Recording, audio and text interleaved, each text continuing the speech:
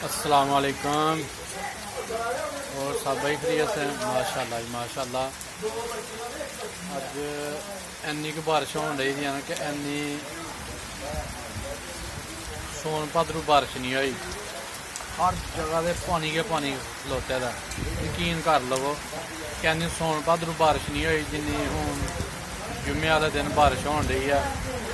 दुआ करो अल्लाह के अल्लाह बारिश मट्ठी घर छड़े बंद कर छड़े नाल कदे कदे माड़ी माड़ी ऐन भी आती पी है।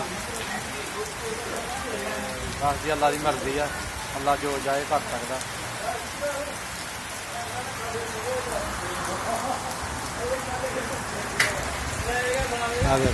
फिर तेज हो गया, थोड़ी मट्ठी हुई थी फिर तेज हो गई है।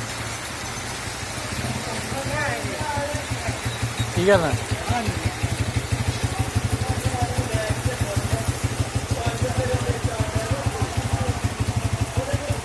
देखो जी दो जने नहान डे इंजॉय कर रहे हैं।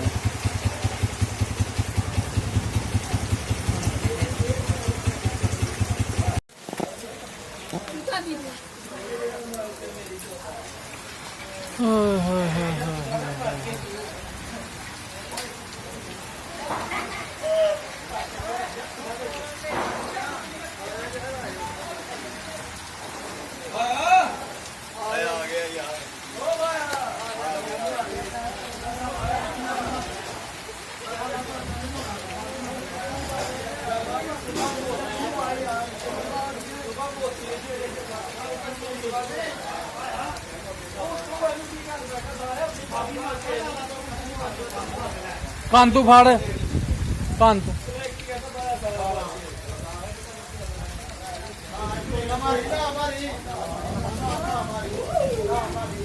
छड़ दे आपे चला जाता।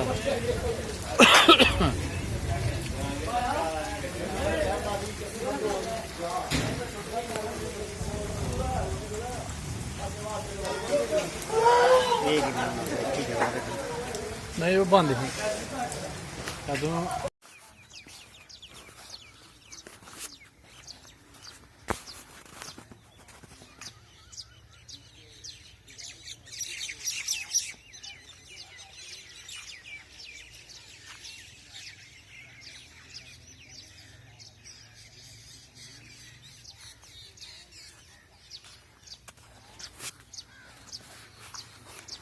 लो जी माशाल्लाह अल्हम्दुलिल्लाह फजर की नमाज पढ़ के ते सैर करना आ गए जे।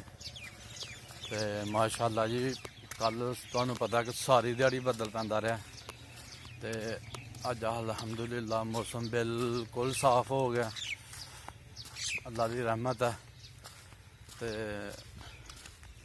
कनकां भी माशाल्लाह खलोती दियां ने, कोई थोड़ी जी डिंगी हुई दी है कनक, बकाया कोई नहीं, बड़ा अल्लाह दा करम है।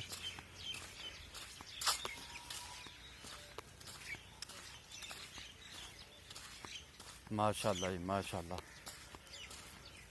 हूँ थोड़ी जी अगे जाने तो फिर तुहानू मैं कनक बहाना तो माशाल्लाह बिल्कुल ठीक ठाक सीधी खलोती दी है कनक, क्योंकि तूफान भी बड़ा ही ते बारिश भी बड़ी ही। इन्नी को बारिश ही ना कि यकीन करो कि सोन भाद्रू इन्नी बारिश नहीं पई जिन्नी बारिश हूँ पई है।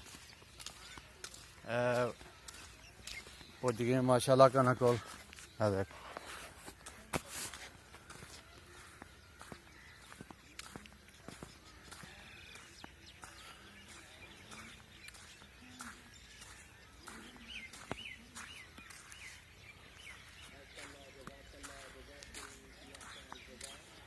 देख थोड़ी जी डिंगी डिंगी हुई दी है कनक, क्योंकि फांडा इन्ना क तेज ही ना कि जिन्ना कोई हिसाब ही नहीं।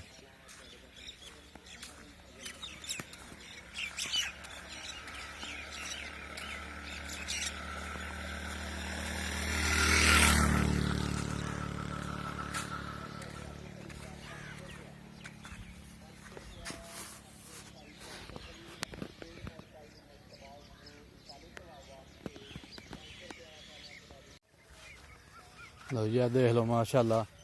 ਹੁਣ ਮੈਂ ਕਾਫੀ ਦੂਰ ਆ ਗਿਆ ਸੜਕ ਤੋਂ, ਤੇ ਮਾਸ਼ਾਅੱਲਾ ਬੜੀਆਂ ਪਿਆਰੀਆਂ ਕਣਕਾਂ ਖਲੋਤੀ ਦੀਆਂ ਨੇ।